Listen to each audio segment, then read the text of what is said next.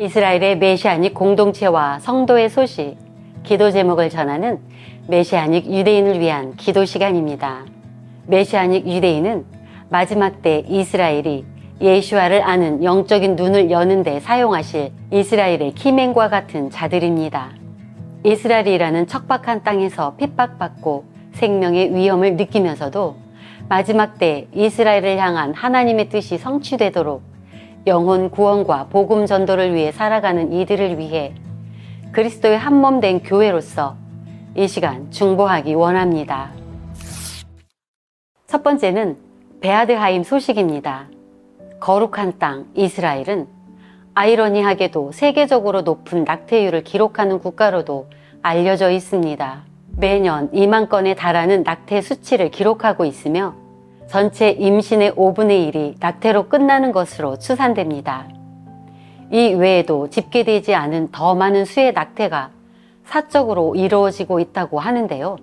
1948년 이스라엘 국가가 재건된 이후 이스라엘에서 낙태된 아기의 수가 홀로코스트에서 사망한 어린이 수보다 더 많다는 조사도 있습니다. 이스라엘의 뿌리 깊은 생명 존중 사상에도 불구하고 이스라엘은 출생 전까지 아기를 낙태하는 것이 합법적인 국가 중 하나인 것입니다. 이스라엘의 심각한 낙태 현황에 대응하여 설립된 메시아닉 공동체 베아드하임은 이스라엘에서 낙태를 고민하는 산모들이 아이를 낳는 결정을 내릴 수 있도록 여성들을 돕고 있습니다. 최대한 많은 산모들을 대상으로 심리적 상담, 교육, 재정 지원 등을 제공하여 낙태를 고민하게 되는 상황적 어려움을 해결할 수 있도록 실질적 도움을 주고 생명을 살리기 위해 적극적으로 활동하는 단체입니다. 최근 베아드하임에서는 모세 프로젝트를 진행 중입니다. 아이를 키우기 어려워 낙태를 고민하는 산모를 위해 생후 1년 동안의 모든 비용을 지원하므로 산모가 아이를 선택하도록 하는 것입니다. 성경에서 모세가 태어나기 전 바로가 히브리 아이를 다 죽이라고 했던 것, 예수님이 태어나기 전 헤롯이 2살 이내의 아이는 다 죽이라고 했던 것처럼 역사적으로 중요한 시점을 맞이하기 전에 다음 세대를 끊으려는 악한 영의 시도는 계속해서 있어 왔는데요. 현 시대에도 무수히 많은 낙태가 한 세대를 끊을 정도의 위험에 있는 것을 보고 베아드하임은 하나님의 언약을 품은 이스라엘의 다음 세대를 살리기 위한 운동을 하고 있습니다. 베아드하임에서는 올 2월에 베아드하임의 도움으로 태어날 수 있었던 남자아이 롬을 소개했는데요. 롬의 어머니인 오르탈은 이미 2 어린 자녀를 두고 있었는데 큰딸이 병에 걸렸다는 사실을 알게 됨과 동시에 임신된 것을 알게 되었고 설상가상으로 전쟁이 터져 여러 상황적 어려움을 느껴 임신 중절을 결정했습니다. 그러나 결정 후에도 마음의 갈등을 하던 중 베아드하임의 상담사와 연결되었고 상담을 통해 아이를 출산할 수 있겠다는 희망이 생겨 마침내 롬을 낳았습니다. 아이는 현재 침대, 유모차, 기저귀, 분유 등의 필수품을 제공받으며 건강하게 자라고 있다고 합니다. 이외에도 올해 약 600명의 신생아가 베아드하임의 도움으로 태어날 수 있었습니다. 이 시간 베아드하임 단체를 위해 기도해 주십시오. 현재 베아드하임에서 지원하는 산모와 아이들이 예수와의 충만한 사랑을 느끼고 마음의 문을 열어 복음을 받아들일 수 있도록 기도해 주십시오. 베아드하임에서 지원하는 아이와 산모들이 예수와를 믿는 믿음 안에서 건강하게 자라 이스라엘의 영향력 있는 다음 세대로 성장할 수 있도록 기도해 주십시오. 베아드하임에서는 매주 전 세계 900여 곳으로 산모들을 위한 기도 제목을 전달합니다. 베아드하임의 산모와 아이들을 지원할 수 있는 영적, 물적 필요가 공급되도록 기도해 주십시오.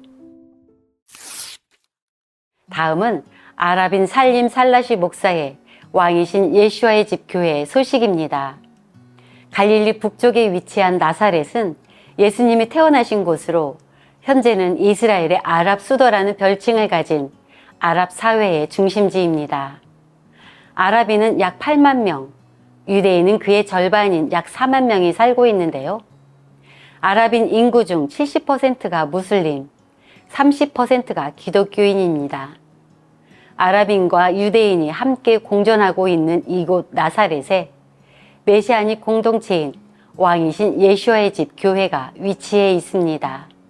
1994년 아랍인 살림 살라시 목사는 가장 친한 친구의 죽음을 통해 예수와를 기적적으로 만나고 삶이 완전히 뒤바뀌게 됩니다.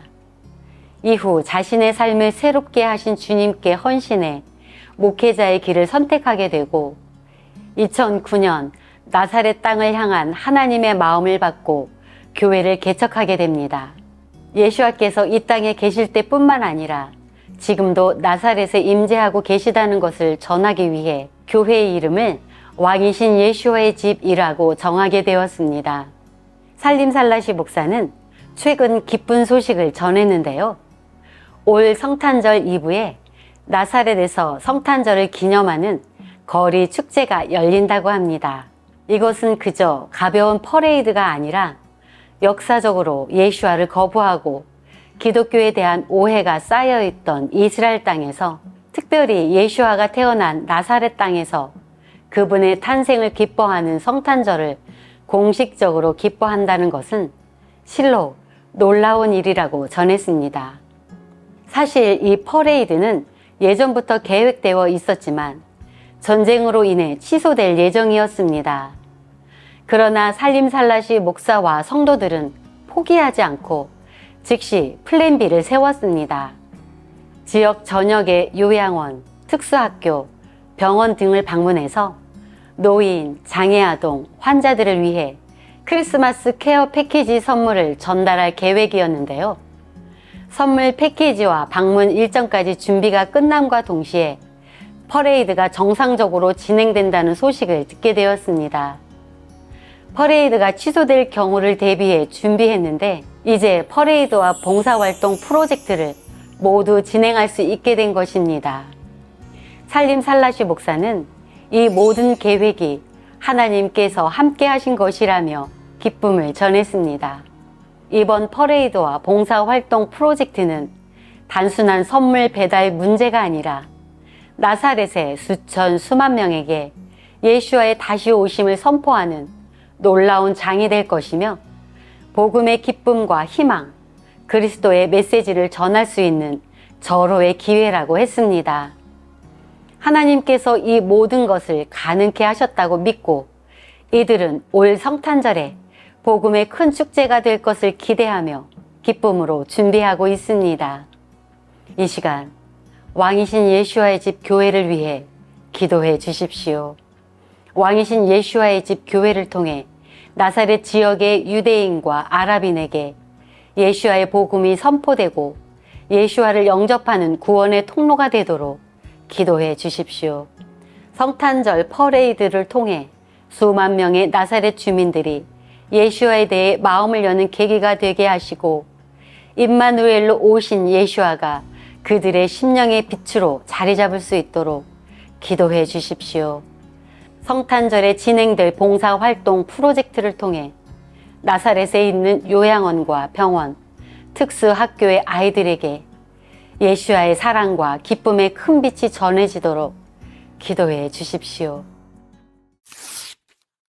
다음 소개해드릴 단체는 인터내셔널 미션 투 주이시 피플, 유대인을 위한 국제 선교라는 뜻을 가진 IMJP입니다.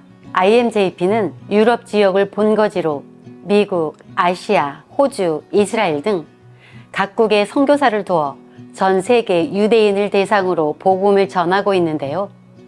온 이스라엘이 구원을 받으리라는 하나님의 말씀에 따라 전 세계의 유대인을 향해 길거리에서 집집마다 방문해서 유대 커뮤니티로 직접 들어가 복음을 전하고 있습니다. IMJP에서는 매년 선교팀을 모집해 유대인이 사는 나라와 도시로 아울리치를 떠나는데요. 올 하반기에는 브라질 리우데자네이루와 런던에서 길거리 전도하는 썸머 스쿨이 있었습니다. 리우데자네이루는 브라질에서 두 번째로 큰 유대 공동체가 있는 곳으로 총 3만 2천 명의 유대인이 살고 있습니다. 선교팀이 브라질 이파네마 지역 길거리에서 복음 전도지를 나눠주고 있는데 한 유대인 여성이 자전거를 타다가 갑자기 멈추더니 말을 걸어왔습니다. 이 전단지가 유대교에 관한 것이냐, 기독교에 관한 것이냐에 대한 질문이었습니다. 말을 건 유대인 여성 일라나는 현지 초정통파 유대교 회당에 다니고 있었습니다. 선교사 세르지오는 본인도 유대인이지만 예수와를 믿는다고 전했고, 유대인인 우리가 평생 믿어온 것처럼 성경은 반유대주의가 아니고 예수와 또한 유대인의 적이 아니라 약속된 메시아라고 전했습니다. 일라나는 처음 들어본 얘기에 놀랐지만 관심을 보이며 연락처를 주고받고 후에 만남을 지속하며 함께 성경을 공부하기로 했습니다. 또한 런던 길거리에서 복음을 전하는 썸머 스쿨에서는 런던의 길거리에서 유대인 에디를 만난 이야기를 전했습니다. 에디는 하나님이 유대인을 버리셨다고 믿어 하나님에 대한 원망을 품고 있던 유대인이었습니다. 이에 대해 선교사 빅토리아는 하나님께서 유대인의 고통을 알고 계시고 유대인을 버리지 않으셨다고 설명했습니다.